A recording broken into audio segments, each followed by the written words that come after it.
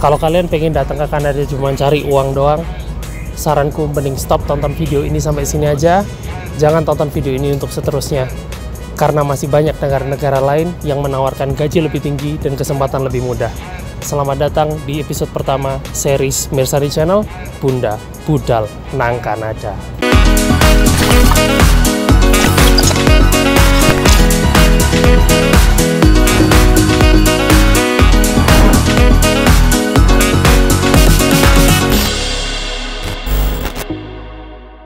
Halo, Cani kakak Mbak Yuku balik lagi ke channelku Mirsani Channel. Perkenalkan, nama aku Ray. Kalau kalian yang belum tahu, Instagramku @yosa_ray, follow aja Instagramku. Langsung aja di video ini, episode pertama, aku melihat banyak subscribers atau teman-teman atau followers Instagram yang pertanyaannya ke aku itu masih gelambiar, masih belum tahu arahnya kemana. Pokoknya pengen aja berangkat ke Kanada. Nah, di sini, di video ini aku akan kasih tahu 4 cara yang paling umum untuk bisa datang ke Kanada. Yang pertama ada melalui permanent residence. Jadi melalui permanent residence ini kamu apply permanent residence dari luar Kanada, kamu datang ke Kanada langsung menjadi permanent residence. Biasanya yang seperti ini tuh orang-orang yang menikah dengan orang yang berpaspor Kanada atau orang yang punya skill di luar Kanada yang istilahnya mencukupi persyaratan untuk menjadi permanent residence. Untuk jalur yang kedua, kalian bisa masuk Kanada melalui jalur kerja. Banyak subscribers, followers yang minta ke aku, Mas, gimana caranya masuk ke Kanada melalui jalur kerja. Di sini aku akan kasih tahu dulu, kasih pertegasan dulu bahwa menjadi seorang pekerja di Kanada itu tidak gampang. Paling tidak kamu harus punya pengalaman dulu. Itu pun pengalamannya mereka prefer yang sudah internasional. Misalnya kalian sudah pernah punya pengalaman di Australia, atau punya pengalaman di Cina, atau punya pengalaman di India, di mana gitu. Kanada pasti bisa melihat itu. Kalau kalian pengalamannya hanya di Indonesia, mungkin ya, aku hanya bilang mungkin, kemungkinannya akan kecil. Mereka atau dalam tanda kutip employer di Kanada melihat kalian yang sudah punya pengalaman. Itu satu. Yang kedua, apakah perusahaan di Kanada akan menyponsori LMIA-mu? LMIA itu apa? LMIA itu Labor Market Impact Assessment. Jadi sebanyak-banyaknya kamu punya pengalaman, tapi kalau kamu tidak sesuai dengan LMIA, ya kamu nggak bisa. Kamu tidak, job desk-mu atau pengalamanmu tidak ada yang mau mengeluarkan LMIA, ya kamu nggak bisa. Jadi LMIA itu contoh gampangnya begini. Kalau ada orang, misalnya aku sebagai bos punya perusahaan, aku mau meng-hire orang-orang lokal, maksudnya orang-orang di sekitar sini. Orang-orang di sekitar sini nggak ada yang mau apply nih ke perusahaanku. Nah, aku sebagai pemilik perusahaan, aku berhak mengajukan ke pemerintah untuk mengambil tenaga kerja dari luar Kanada. Itu penjelasan simpelnya ya. Nanti untuk penjelasan detailnya nanti akan dibahas di episode selanjutnya. Jadi kalau misalnya kamu pengalaman 10 tahun, kamu istilahnya bukan manajer, yang gampang-gampang aja, accountant, guru 10 tahun. Kalau misalnya perusahaan ini ada, tapi tidak mau mengeluarkan LMIA, berarti nggak bisa.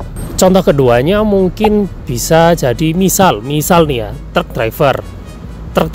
Kalau misalnya aku punya company truck driver di sini, orang-orang lokal masih mau daftar ke aku, berarti aku tidak perlu untuk cari tenaga kerja di luar negeri. Kalau misalnya nggak ada orang-orang yang daftar nih ke perusahaanku, baru aku bisa mengeluarkan LMIA, dan itu prosesnya tidak mudah.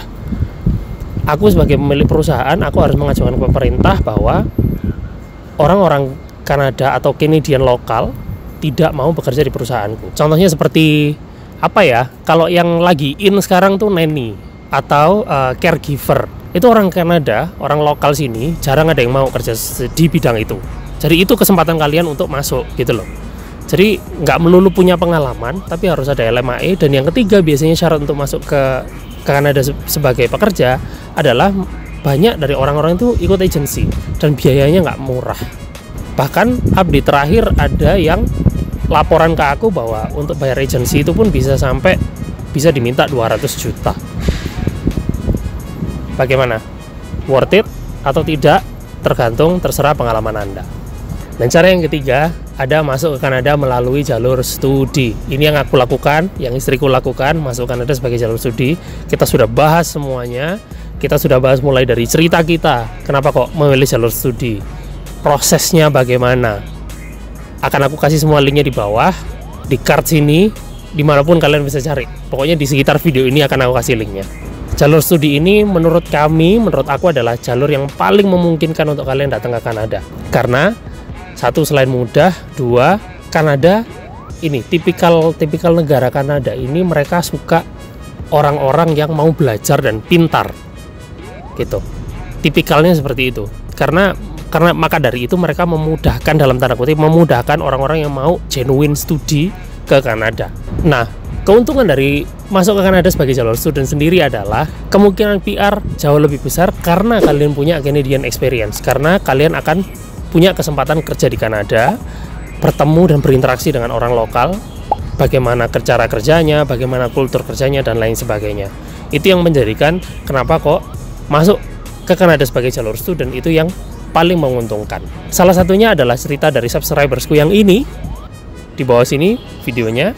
Kalian tonton, dia datang ke sini sebagai student, dan kalian bisa simak sendiri statement-statementnya dia. Kenapa kok jalur studi lebih menguntungkan daripada jalur yang lain. Dan cara yang keempat untuk masuk Kanada yaitu sebagai visitor visa atau visa pengunjung. Jadi kamu wisata ke sini, menikmati Kanada, tidak bisa sekolah, tidak bisa kerja. Tapi ada beberapa subscribers dan followersku bertanya-tanya, apakah Mas bisa nggak ya datang ke Kanada sebagai visitor visa, tapi mengubah visanya jadi visa kerja? Bisa nggak ya kira-kira? Nanti kan di episode kedua aku akan bahas bisa nggak ya mengubah visitor visa jadi work permit. I'll see you guys in my next video. Stay extreme, stay positive. Bye.